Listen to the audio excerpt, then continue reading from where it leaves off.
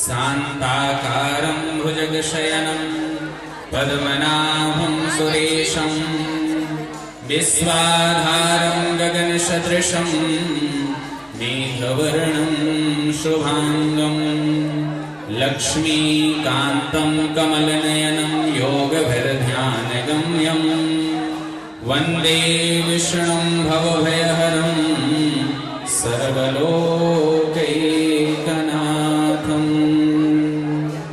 वंशी विभूषितकरान्नवनीरनाभा पीताम्बरादरुणबिम्बफलाधरोष्ठा पूर्णेन्दुसुन्दरमुखान्दरविन्दनेत्रा कृष्णात् परं किमपि तत्त्वमहं न जाने। बोलिए बांके बिहारी लाल की जय। सभी लोग हैं या आपके क्षेत्र में श्रीमद् भागवत की कथा अन्य जगहों पर भी होती है, आप लोग सुनने जाते होंगे तो शायद व्यास जी का निष्कर्ष यही रहता होगा कि कलिकाल में श्रीमद् भागवत साक्षात भगवान श्री कृष्ण है। श्रीमद् भागवत महापुराण के अंतिम स्कंध के 13वें अध्याय के अंतिम श्लोक में यह वर्णन आता है कि तेने यम वांगमयी मूर्ति प्रत्यक्षा वर्तते हरेह। श्री हरि की सप्त प्रतिमा ही श्रीमद् भागवत महापुराण है। कलयुग के कलुषित प्राणियों का कल्याण करने के लिए श्री कृष्ण चंद्र ही सप्त विग्रह के रूप में भागवत के मध्य विराजमान है, ये बात स्पष्ट है। तो आप सब लोग भागवत जी का दर्शन करने, भागवत जी के संग 2 किलोमीटर की यात्रा करके आए हैं, तो अपने आप को गौरवशाली समझे कि हम भगवान श्री कृष्ण के साथ में चल रहे थे। भगवान बांके बिहारी श्रीधाम वृंदावन में जो क्रीड़ा किए हैं, गोपियन को परम रस प्रदान किए हैं, ब्रजवासियों को अपना स्नेह प्रदान किए हैं। भैया द्वापर के समय भगवान 5 भौतिक देह धारण करके आए थे और हर भारतवासियों की ये जिज्ञासा को पूर्ण करने के लिए प्रभु ने श्रीमद् भागवत प्रदान करी है हम जन को, और उनके संग में हम आज भी रस प्राप्त कर रहे हैं।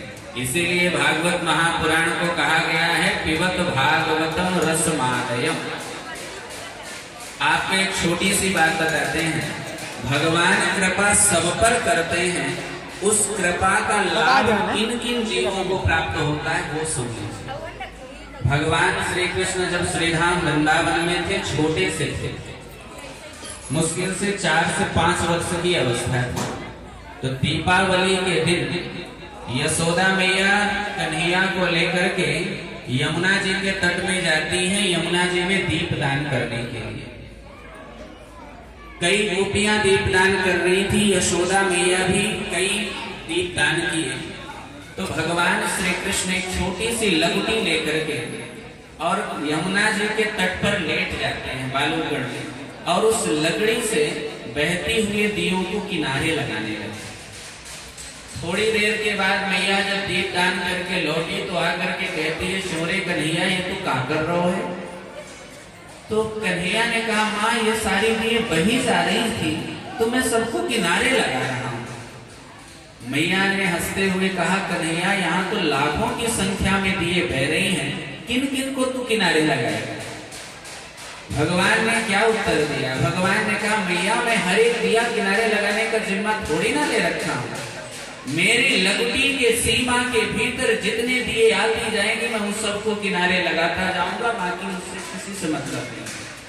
कहने का अभिप्राय ये है कि भगवान की कृपा रूपी सीमा के भीतर जितने भक्तगण आएंगे, भगवान उन पर कृपा करने के लिए विराजमान हैं।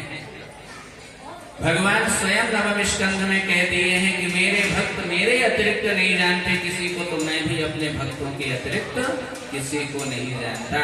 तो निश्चित रूप से सबके ऊपर गोविंद की कृपा बरसी है, तभी सब लोग अपना अपना गृह त्याग करके, घर कार्यों को त्याग करके भगवान के कार्य में सम्मिलित हुए। ये कार्यक्रम किसी एक व्यक्ति का नहीं है, बस उसे तो निमित्त बनाया गया है। जो परीक्षित बन करके मंच में बैठे हुए हैं, इनका बस कार्यक्रम थोड़ी है। प्रधान मंच पर तो साक्षात भागवत जी विराजमान है, तो ये कार्यक्रम तो भगवान का है और भगवान के कार्य को पूर्ण करने के लिए हम और आप सब एकत्रित भये हैं।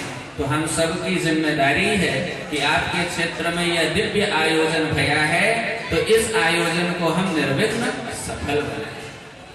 कल से श्रीमद् भागवत महापुराण संकल्पित तरीके से प्रातःकालीन वेला ठीक 7:30 बजे से पूजन प्रारंभ होगा, पारायण चलेगा 1 बजे दोपहर तक और ठीक 2:30 बजे से श्रीमद् भागवत महापुराण का जो भी शाब्दिक अर्थ व्याख्यान मुझदास से बनेगा, मैं कहने का प्रयास करूंगा। तो सभी क्षेत्रवासियों को इस कथा पंडाल में आना है, कथा को सुनना है और गोविंद की कृपा को प्राप्त करना है। और कथा के बाद सभी लोग को प्रसाद लेकर के जाना है। आज भी प्रसाद की व्यवस्था की गई है। प्रसाद लेकर के फिर अपने अपने घर को प्रस्थान करेंगे और कथा सुनने आना है। साथ में 2-4